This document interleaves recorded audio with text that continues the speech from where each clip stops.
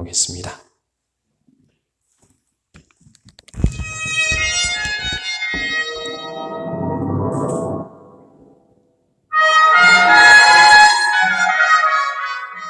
오장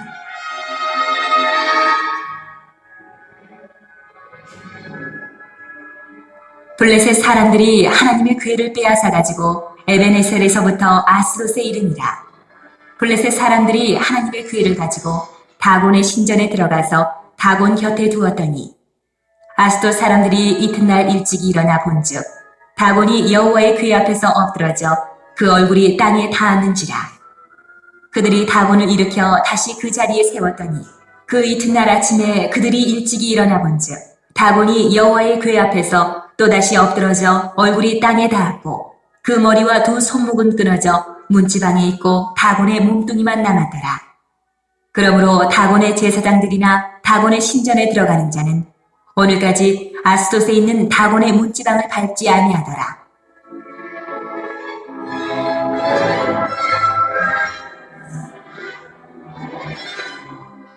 여호와의 손이 아스돗 사람에게 엄중히 더하사 독한 종기의 재앙으로 아스돗과 그 지역을 쳐서 망하게 하니 아스돗 사람들이 이를 보고 이르되 이스라엘 신의 궤를 우리와 함께 있지 못하게 할지라 그의 손이 우리와 우리 신 다곤을 친다 하고 이에 사람을 보내어 블레셋 사람들의 모든 방백을 모으고 이르되 우리가 이스라엘 신의 궤를 어찌하랴 하니 그들이 대답하되 이스라엘 신의 궤를 가드로 옮겨가라 함으로 이스라엘 신의 궤를 옮겨갔더니 그것을 옮겨간 후에 여호와의 손이 심히 큰 환난을 그 성읍에 더하사 성읍 사람들의 작은 자와 큰 자를 다 쳐서 독한 종기가 나게 하신지라.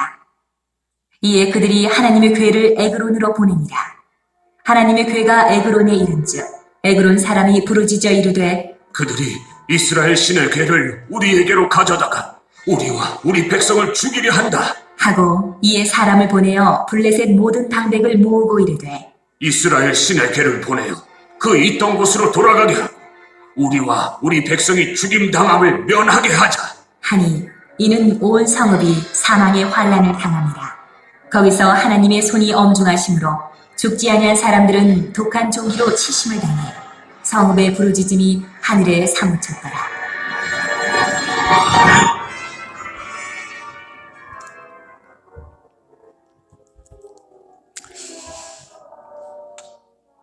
오늘은 블레셋에서의 하나님, 블레셋에서의 하나님이라는 제목으로 함께 말씀 나누겠습니다. 우리는 지난 시간에 이스라엘의 그 패배에 대하여서 살펴보았습니다. 있을 수 없는 일이 일어난 거예요. 하나님의 언약궤를 앞세웠는데도 이스라엘은 3만 명이나 죽음을 당했고 제사장 홈리와 비느하스도 한 자리에서 죽었고 더욱이 여호와의 언약궤는 빼앗기고 말았습니다. 자, 우리 이런 상황 가운데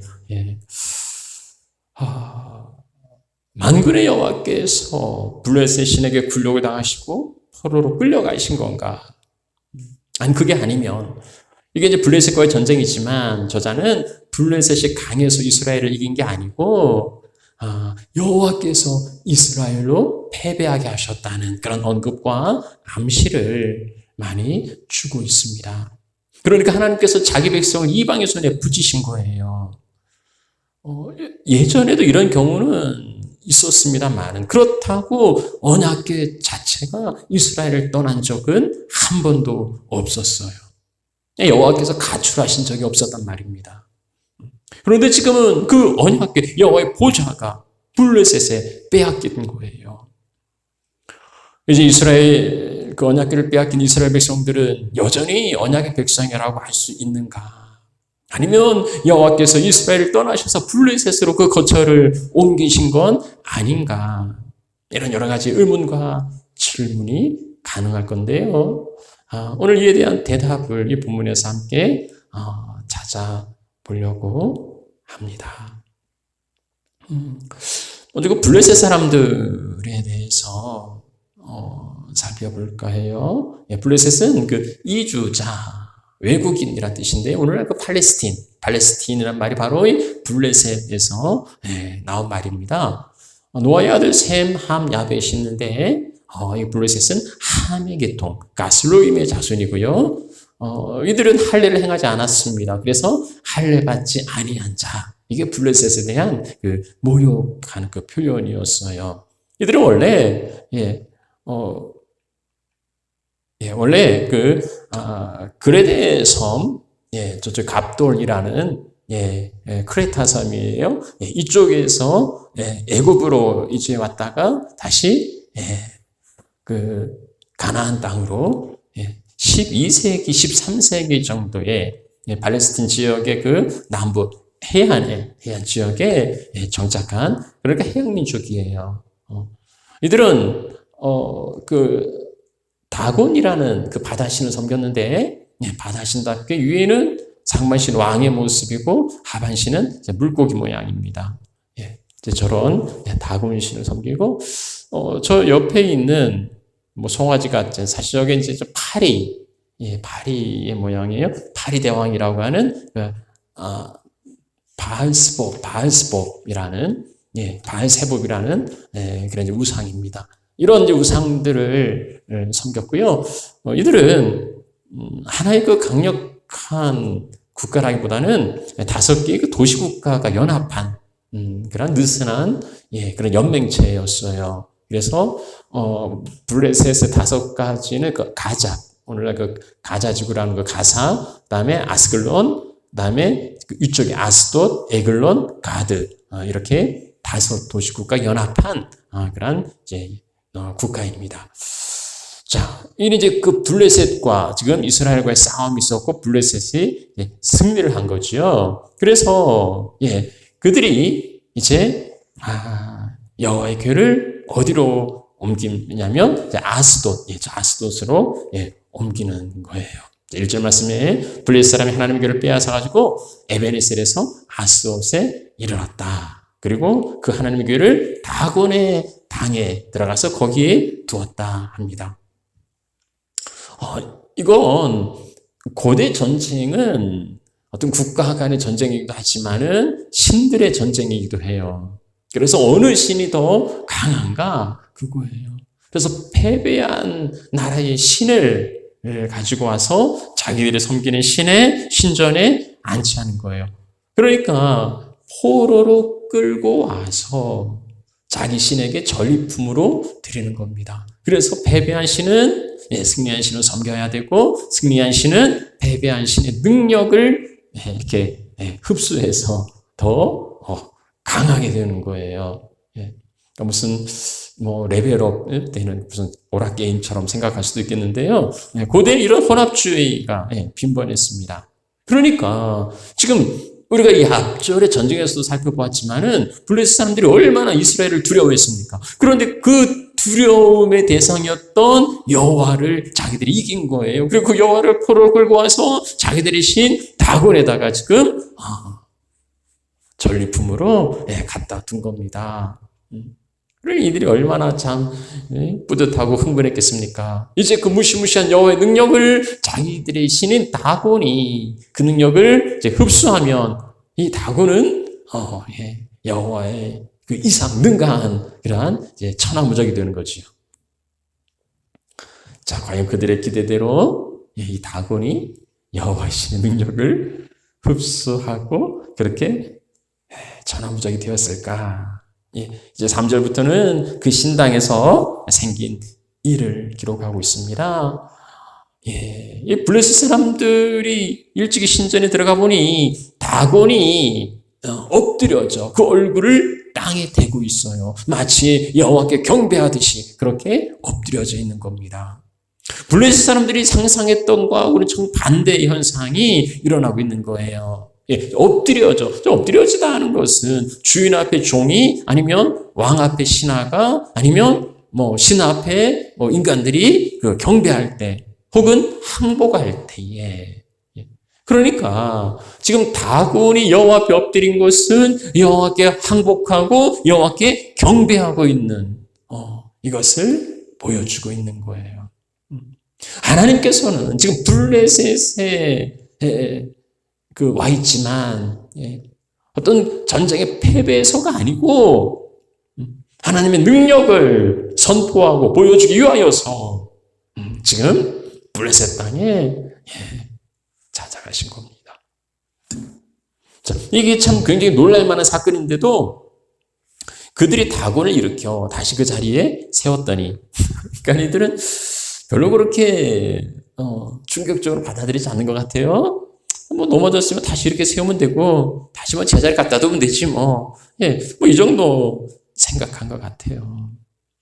그런데 이게 얼마나 그 해학적이고 이제 웃기는 표현인가. 우상 숭배의 그 무용론과 그리고 어리석음을 단적으로 보여주는 거예요. 신인데 신이 어떻게 인간들의 도움을 받아서 일어나야 하는 무능한 것이요. 그러니까 우상은 인간의 도움이 없이는 존재할 수가 없는 거예요. 사사기에서 기드온이 바알과 세라신을 파괴합니다. 그러자 이 마을 사람들이 와가지고 기드온을 내놓으라고 처단하겠다고 이야기할 때에 그 기드온의 아버지가 그렇게 이야기를 해요. 아니 너희들이 바알을 위하여서 대신 쟁론하겠느냐. 바알이 신이라면 그 단을 회폐한 자를 스스로 징계할 거다. 쟁론할 것이다. 그렇지요. 아니 뭐 신이 뭐 능력이 안 돼서 막 인간들이 대신 나서서 할 일이 없는 거예요. 뭐 그 이후에 아무 일들을 하지 않았지요. 우상은 아무것도 아니라는 거, 오히려 인간이 의존할 수밖에 없는 그런 존재라는 것을 희극적으로 보여주고 있어요. 쓰러진 신을 부축해서 제자리에 세워놓고 다시 또 그 신을 향하여서 또 복을 내려달라고 그렇게 간구하고 있는 인간의 모습이 참 우스꽝스러운 거지요. 이사야도 그 비슷한 이야기를 합니다. 나무를 가지고서 보통 이제 나무는 땔감이나 아니면 뭘 만들죠. 그래서 뭐 불을 피워서 떡을 굽기도 하고 그리고 또 그것으로 그 같은 나무로 신상을 만들어서 그 앞에 부복한다는 거예요. 얼마는 뭐 불사르고 따뜻하게 하고 뭐 고기도 삶아 먹고 뭐 이러면서 또 그 나머지 그 불사른 나머지를 가지고서는 또 우상을 만들어서 거기에 엎드리고 경배하고 너는 나의 신이 나를 구원하라 한다는 거예요. 뭐 인생이 얼마나 여러 가지 지푸라기라도 잡는다는데 지푸라기 잡아서 무슨 뭐 좋은 일 있겠어요. 어떻게 위장하였든지 간에 우상의 본질은 사람이 위해 만들어진 피조물일 뿐입니다. 오늘날 위력을 발휘하는 돈과 권력이라는 우상도요, 사람이 만들어냈다는 점에서는 그 사람 이상 능가할 수는 없는 거예요. 자, 이제 일단 엎드려진 그 우상을 다시 세워놓고 돌아갔습니다. 그럼 그 우상은 자기 자리를 지킬 수 있을까? 자, 그 다음 날입니다. 자, 그 다음 날 와보니 이번에는 엎드려져 있을 뿐만 아니라 얼굴이 땅에 닿았고 머리와 두 손목은 끊어져서 몸뚱이만 남아 있었던 거예요. 첫 번째는 엎드리기만 했는데 이제는 아예 목이 잘리고 그리고 두 손목도 끊어진 거예요. 불과 이틀 전만에 또 다곤이 승리자인 것처럼 보였습니다. 그런데 어제는 여호와의 경배자가 되고요. 그리고 이제는 목이 잘리고 발목이 잘려서 여호와께 드리는 희생 제물로 그렇게 보여지고 있는 겁니다. 머리가 잘렸다는 것은 이제 생각이 없다는 거고요.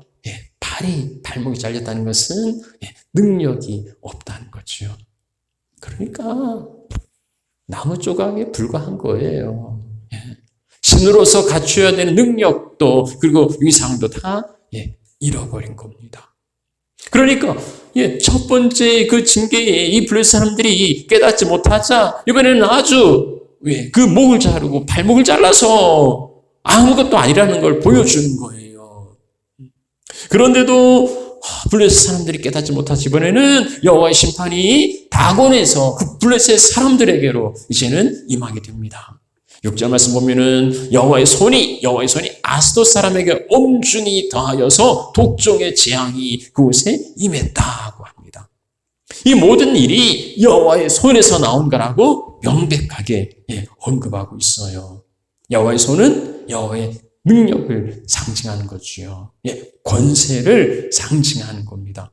여호와의 강한 손이 이스라엘 백성들을 애굽에서 이끌어서 가나안에 인도한 겁니다. 그 동일한 손이 바로에게 재앙을 내리던 그 여호와의 손이 이제는 아스돗 사람에게 임하여서 지금 이 독종도 그 10가지 재앙 중에 하나였지요. 이 독종으로 그들을 쳐서 지금 망하게 하고 있는 겁니다. 우리가 이제 개역 성경에서는 잘 드러나지 않는 부분인데 저 엄중히라는 그 단어에 주목할 필요가 있어요. 저 단어가 저 히브리어가 거룩, 영광이라는 단어의 같은 어근이에요. 그러니까는 갑옷은 영광이고 떠났다 거죠. 영광이 떠났다. 거기에 같은 단어예요. 그러니까 이 갑옷, 영광이 이스라엘에서 떠났습니다. 그리고 그 영광이 지금 어디에서 나타나고 있습니까? 아스돗 사람들에게 나타나고 있어요.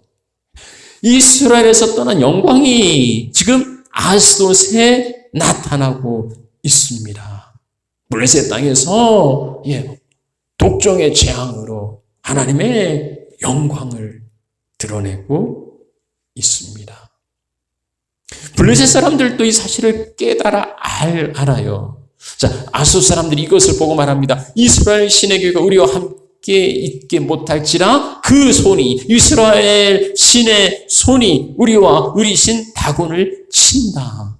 지금 일어나는 모든 일들이 이스라엘 신의 손에 의해서 하나님의 권능에 의하여서 다곤 신이 무너지고 그리고 이 땅에 독종의 재앙이 임하는 것을 이들도 알고 있습니다. 여호와의 손으로 인한 것임을 고백하고 있어요. 마치 애굽의 재앙이 내릴 때에 애굽의 술사들이 이건 여호와의 권능이라고 우리는 할 수 없다고 인정한 것과 같이 블레셋 사람들도 여호와의 손을 인정하고 있어요. 그렇다면 자기들이 신이 참패를 당하고 여호와의 능하신 손을 경험하였다면 이제야말로 하나님께로 돌아와야지요. 자기들이 섬기던 다곤이라는 신 아무것도 아니고 그저 막대기에 불과하다는 걸 알았다면 이제 하나님께로 돌아와서 그 영광 앞에 엎드려야지요. 그러나 어리석은 인생의 선택은요, 그 하나님을 가드로 떠나보냅니다. 좀 하나님을 만날 수 있는 그 절호의 찬스였는데, 정말 그 좋은 기회였는데, 그들은 굿바이 떠나보내는 거예요.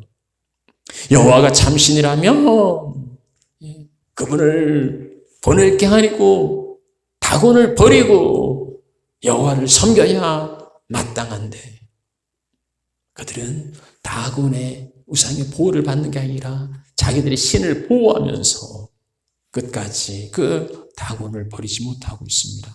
참 무주몽매하죠. 우리가 앞서 살펴보았듯이 눈이 가리고 마음이 어두워져 지혜가 없기 때문입니다.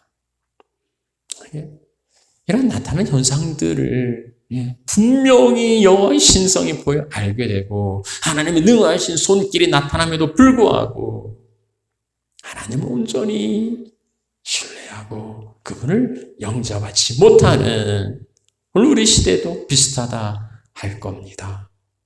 자, 이제 여호와의 교회가 어디로 갑니까? 이제 가드로 가지요. 자, 그래서 우리가 여호와의 신을, 이스라엘 신의 길을 어찌 알고, 그래서 가드로 옮겨가라 합니다. 이게 이제 전리품이 아니라 이게 뜨거운 감자처럼 이게 재앙이 된 거예요. 그래서 어떻게 알고 포기하자니 이게 어떻게 얻은 기회인데, 이게 뭐 잘만 사용하면 그 여호와의 신의 능력을 흡수할 수 있는데, 혹시 그 아스돗의 재앙이 우연일 수도 있지 않나? 그리고 가드로 보내요. 가드는 가나안 정탐시의 그 아낙 자손이 살았던 곳입니다. 이 이스라엘의 그 정탐꾼들이 이 아낙 자손을 보고 겁에 질린 거잖아요. 이들은 골리앗과 같은 거인족입니다. 그러니까 그 사람들 볼 때 우리는 뭐 메뚜기 같다 이렇게 표현하는 거예요. 이 아낙 자손, 여기 가드의 유명한 사람이지요. 가드 사람 골리앗입니다. 그러니까 아수 사람들은 뭐 그냥 뭐 허약하고 뭐 그래서라면 우리 거인족 이 가드 사람들은 한번 해볼 만하다 뭐 이렇게 이제 생각했을지 모르겠습니다. 자, 그런데요. 자, 가드로 여호와 신에게를 옮겨갔더니 자, 그것을 옮겨간 후에 여호와의 손이 이번에는 심히 큰 환난입니다. 일전에 다곤신이 단지 경배하고 엎드렸는데 그 다음에는 목이 잘리고 발목이 잘라요. 아스돗에서 여호와의 진노의 재앙이 임하였는데 이들이 깨닫지 못하자 이제 가드로 옮기지요. 근데 가드에서는 심히 큰 환난이 이전보다 더 무서운 환난이 이 가드에 임한 겁니다. 그래서 작은 자와 큰 자나 모두가 다 독종에 고통받고 있어요. 이건 우연이 아닌 겁니다. 바로에게 재앙이 더해지듯이 이 블레셋 아스돗에서보다 이 가드에 더 심히 큰 재앙이 임하고 있어요. 그래서 감당할 수가 없어요. 이제 뭐 다시 방백들이 모여서 뭐 의논할 그럴 도 없어요. 그냥 곧장 에그론으로 보내게 됩니다. 그래서 뭐 10절 말씀에는 이 그들이 하나님의 교회를 에그론으로 보내리라. 뭐 우리는 뭐 100개 우리는 안 돼. 우리는 할 수가 없어 하고서는 에글론으로 보낸 거예요. 에글론은 그 블레셋 5개 성읍 중에 가장 북쪽에 위치해 있는데요. 이들이 그 에글론으로 그 보낸 까닭은 에글론은 그 블레셋의 다곤과 함께 특별한 신이 또 있어요. 아까 보신 대로 바알세불이에요. 바리 대왕이라는 뜻인데 신약에서는 바알세불 그렇게 그 이름으로 나타납니다. 근데 요 그 에그론의 신 그 바알세불은요 이스라엘에게도 꽤 알려진 신이에요. 열왕기하 1장 2절 말씀 아하시아라는 왕이 다른 난간에서 떨어져서 이제 병드는데 이거 어떻게 될 것인가를 이제 물으려고 사자를 보냅니다.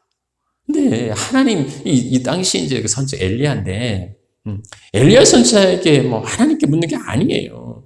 에그론의 신 바알세불에게 이 병이 낫겠나 하고 물어보라고 사신을 보내는 겁니다.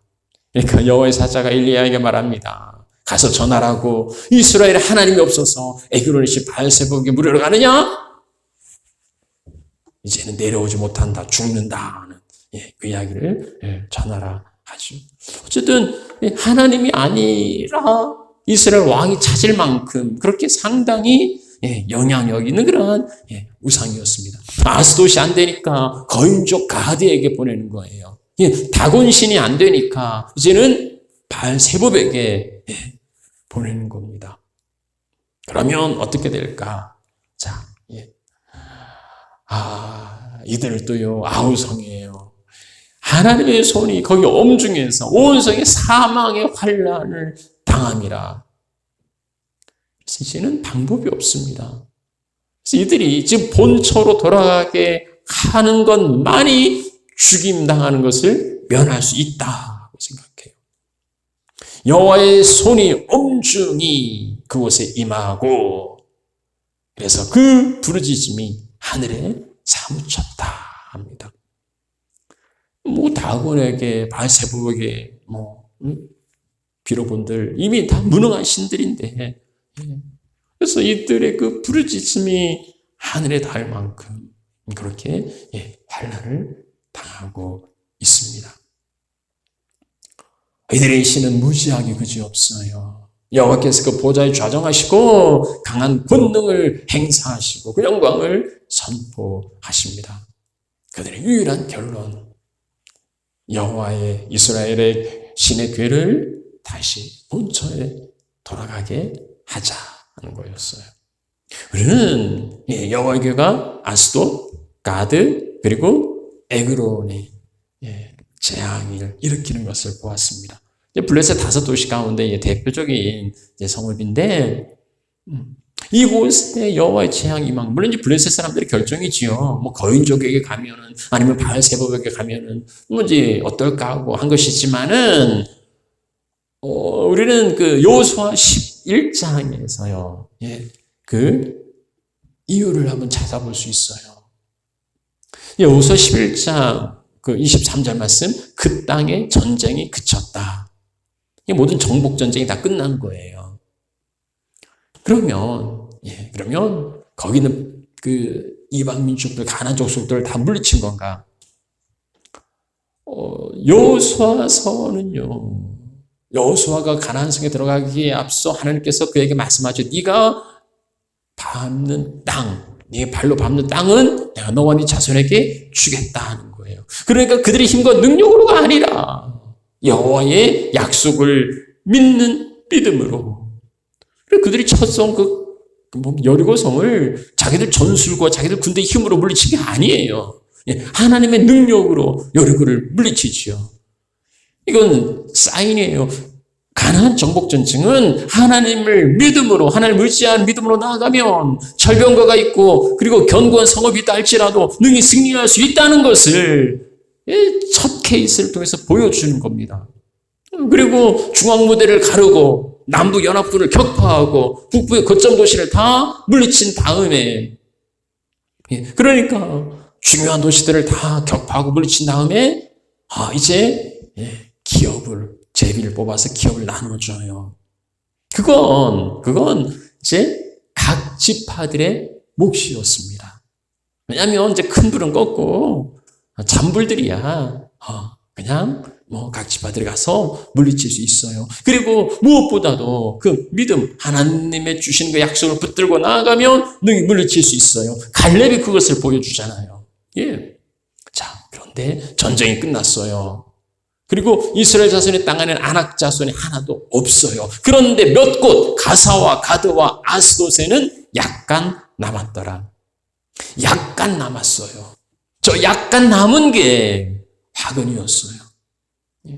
여호와께서 철저하게 남겨두지 말라고, 그들을 남겨두면 너희들 가운데 이 옆구리 가시가 될 거라고, 올무가 될 거라고 경고하셨음에도 불구하고 그들은 약간 정도야. 뭐 다 차지하고 저 조금 남은 거, 저 뭐 3곳 정도야. 쟤들 얼마나 하겠어. 이게 화를 키운 거예요. 가사, 가드, 아스도 우리가 찾아본 지명들이지 않습니까? 지금 블레셋의 큰 거점 도시를 확보하고 이들이 이스라엘의 가시 노릇을 해요. 결국 다윗 왕에 이르러서야 겨우 이 블레셋을 정복하는데 그 이전까지는 블레셋에게 엄청 고통을 당합니다. 여호수아 당시에 약속 붙들고서 그 땅을 철저하게 점령했더라면 그 후손들이 이렇게 고통당하지 않았을 겁니다. 지금 철저하게 순종하지 않는 그 남겨진 여지, 그 약간에 남겨진 것들이, 그 싹이 훗날 쓴뿌리를 내리고 그 땅을 황폐하게 하고 감당할 수 없는 고통을 안겨줄 수 있을 거라는 거예요. 지금 얼마든 그 약간 남은 거 할 수만 있으면 얼마든지 철저하게 물리칠 수 있는데 그 순종하지 않고 남겨두면 그것은 훗날 더 큰 재앙으로 찾아올 수 있다는 겁니다. 지금 작은 순종으로 승리할 수 있을 때, 방심하고 방치하면 나중에 엄청난 대가를 치르니까 지금 철저하게 하나님의 말씀으로 순종하는 거예요. 그럴 때 하나님의 온전한 샬롬이 그 땅에 임하게 될 것입니다.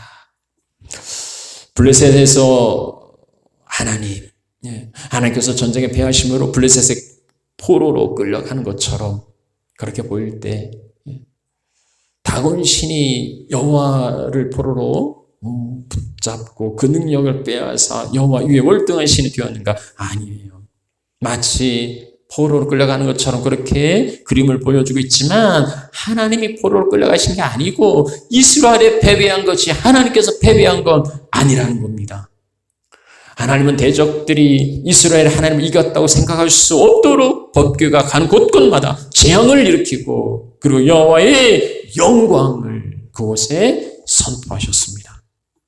하나님은 인간의 실패와 불신 속에서도 이방의 땅에서도 만유의 주가 되시고 천지 하나님이 되신다는 사실을 선포하고 계십니다. 우리는 실패해도요, 하나님은 실패하지 않아요. 우리는 넘어져도요, 하나님은 그 영광이 중단되지 않습니다. 하나님께서 그 거처를 블레셋으로 옮겼는가? 아니, 그렇지 않아요.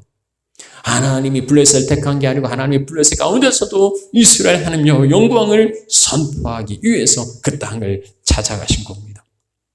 그곳에서 그들이 블레셋 사람들이 여호와의 영광을 바라보았다면 그들은 아무짝에 쓸모없는 무능한 다곤을 그 다곤 신을 아니면 바알세법을 포기하고 하나님께로 돌아왔어야 했어요. 그러나 그들은 하나님을 버립니다. 가드로 보내고요, 에그론으로 보내고요, 무슨 핑퐁 게임 하듯이 하나님을 영접하지 않고 버립니다. 하나님의 영광을 보고서도 깨닫지 못하고 거역하는 패역함과 불순종이 우리 가운데 있지 아니한가? 하나님의 하나님 되심을 보았으면서도 정작 하나님 우리하여 온전히 신뢰하지 못하고 문을 닫고 그리고 거부하고 있는 그런 어리석음이 우리 가운데 있지 않는지 한번 살펴보게 됩니다.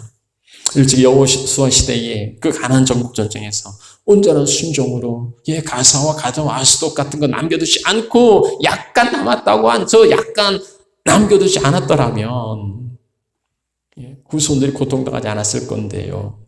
오늘날 느슨한 순종이 훗날 고통으로 다가올 수 있음을 안다면 우리는 더욱 철저하게 하나님의 말씀 안에 견고히 서야 하겠습니다. 열방에서 하나님의 하나님 되심을 보았다면, 오늘 온 땅을 다스리시는 그 하나님을 깨달았다면 오늘 우리는 어떻게 해야 하겠습니까? 그 하나님 앞에 어떻게 감히 하나님을 자기 수단 삼고 도구 삼고 여호와의 괴만 앞세면 이길 수 있다고 그 얄팍한 계산을 할 수 있단 말입니까? 그거 아니고요.